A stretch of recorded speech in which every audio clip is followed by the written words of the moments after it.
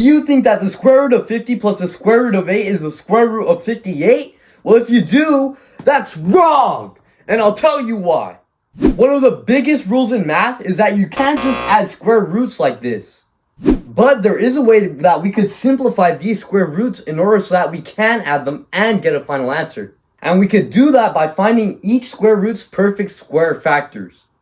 So, for example, we could take the square root of 50 and split it up into the square root of 25 times 2. Now, why did I put 25? Well, it's because 25 is a perfect square number, and it'll help us later on to get that number outside of the square root so that we could add the two radicals.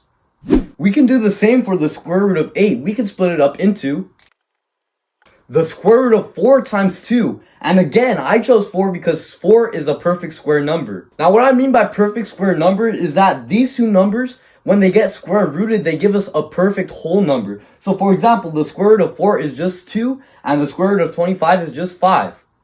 Now what I'm going to do is I'm going to split the square roots up into smaller square roots. And for you guys wondering, yes, it's an allowed move in math, like this. The square root of 25 times the square root of 2. Now I'm going to do it for this side as well. The square root of 4 times the square root of 2.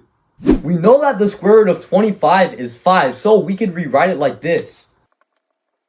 5 times the square root of 2. And we know that the square root of 4 is 2, so we could rewrite it like that as well. 2 times the square root of 2.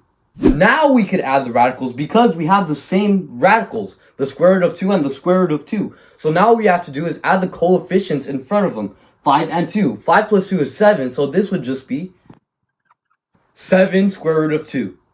And if you want to just get it into a radical without anything on the outside, we could take this number and move it inside. But we can't just move it inside and multiply it. We have to square it back, because what we did up here is we separated it and then we took the square root. So we're going to square it to invert that. So now we have the square root of 7 times 7 times 2, which is just the square root of 98. God bless.